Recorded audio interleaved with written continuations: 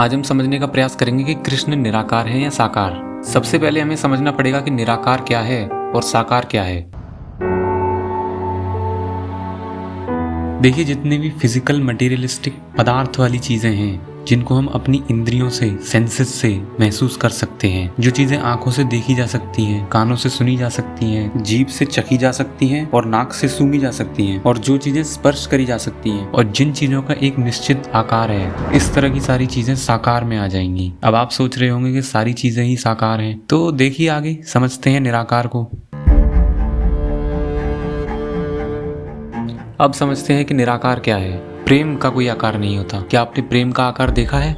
जो प्रेम करते हैं उनका आकार होता है, प्रेमियों का आकार होता है, प्रेम का नहीं। इसी प्रकार भक्ति का कोई आकार नहीं होता। हाँ, भक्त का आकार होता है, क्योंकि भक्त कोई इंसान होगा, और भाव जो तुम्हारे भीतर उठते हैं उनका कोई आकार नहीं होता।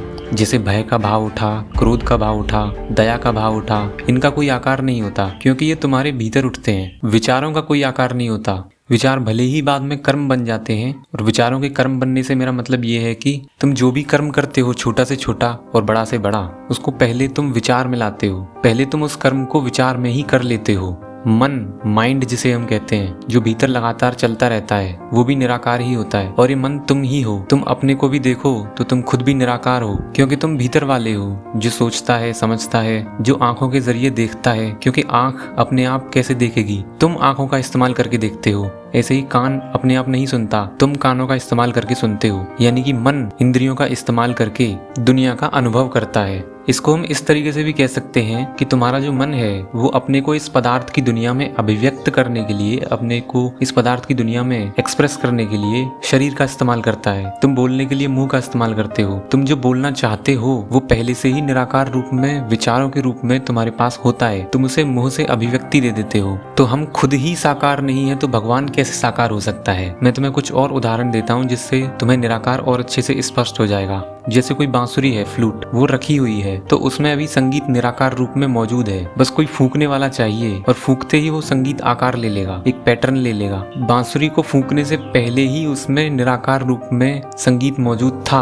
और जैसे ही उस बांसुरी को फूंका गया, वो निराकार ने आकार ले लिया। जैसे कोई वीणा रखी हुई है, उसमें भी संगीत मौजूद है। संगीत की अनंत संभावनाएं निराकार रूप में वो अपने भीतर संभाले हुए है। और जब कोई वीणा के तार छेड़ देता है तो वो निराकार संगीत आवाज के माध्यम से मटेरियलिस्टिक दुनिया में, इस पदार्थ की दुनिया में आकार ले लेता है, एक पैटर्न ले लेता है। जैसे एक चित्रकार ने चित्र बनाया, तो उसके चित्र बनाने से पहले उस चित्रकार के भीतर वो चित्र निराकार रूप में मौजूद था। चित्रकार ने उस निराकार चित्र को एक आकार दिया है ताकि वो इस पदार्थ की दुनिया में आ सके। जैसे किसी ने नया गाना लिखा, अब ऐसा नहीं है कि वो नया है, नहीं, वो गाना पहले से ही अस्तित्व में मौजूद था। बस उस लेखक ने उस निराकार गाने को शब्दों का आकार दिया ताकि इस पदार्थ की दुनिया में उसे लाया जा सके। ऐसे ही इंसान के विचारों के साथ होता है। इंसान के निराकार विचारों ने अपने आप को अभिव्यक्ति, एक्सप्रेशन देने के लिए शरीर का इस्तेमाल किया है, और वो एक्सप्रेशन कर्म के रूप में हमको दिखाई पड़ता है। तो इसी प्रकार से कोई एक निराकार है जिसने अपने आप को अभिव्यक्ति देने के लिए ये जो मटेरियल तुमको दिखाई देता है, फिजिकल जितना भी, उसका इस्तेमाल किया है, जिसका परिणाम ये पूरी दुनिया है। और इसी निराकार को कृष्ण ने आत्मा कहा है। अब हम अपने सवाल पर आते हैं कि कृष्ण निराकार है या साकार।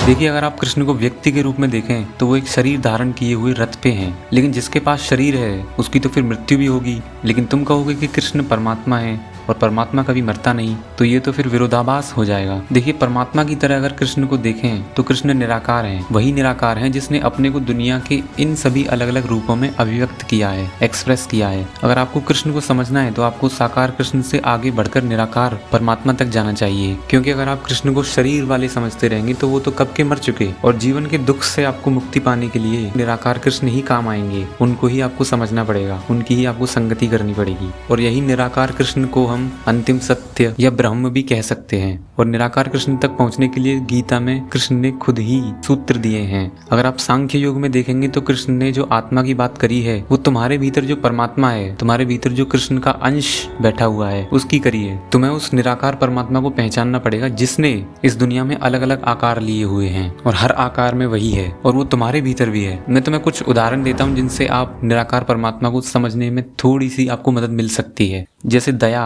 कई कई रूपों में अभिव्यक्त होती है। कभी कोई किसी खास नाम से व्यक्ति किसी खास परिस्थिति में दया करेगा, कभी कोई इंसान किसी जानवर पर दया करेगा, कभी कोई इंसान इंसान पे दया करेगा। तो अलग अलग रूपों में दया एक्सप्रेस होती रहेगी। रूप अलग है लेकिन दया तो एक ही है। उसी प्रकार से प्रेम है। प्रेम भले ही एक व्यक्ति दूसरे व्यक्ति से करेगा, भले ही व्यक्तियों के नाम अलग अलग हो जाएंगे, परिस्थितियां बदल जाएंगी, लेकिन प्रेम तो प्रेम ही रहेगा। कभी जानवर जानवर आपस में करेंगे, कभी जानवर और इंसान आपस में करेंगे, लेकिन है तो चीज एक ही। तो इसको हम ऐसे भी कह सकते हैं कि प्रेम ने ही तो अपने आप को अभिव्यक्त करा है इन अलग अलग रूपों में। दया ने ही तो अपने आप को अभिव्यक्त करा है अलग अलग रूपों में। ऐसे ही परमात्मा है। अब इस उदाहरण से आप परमात्मा को नाप मत लीजिएगा, ये बहुत छोटा सा उदाहरण है। परमात्मा बहुत विराट है, वो ही अभिव्यक्त हो रहा है इस दुनिया की हर एक चीज में। तो तुम्हें अगर कृष्ण से मिलना है तो तुम्हें कृष्ण ने जो आत्मा के बारे में बताया है उसे अच्छे से समझना होगा, क्योंकि आत्मा परमात्मा का अंश है और अंश को समझ गई तो उसे समझने में देरी नहीं होगी, क्योंकि दोनों एक ही हैं।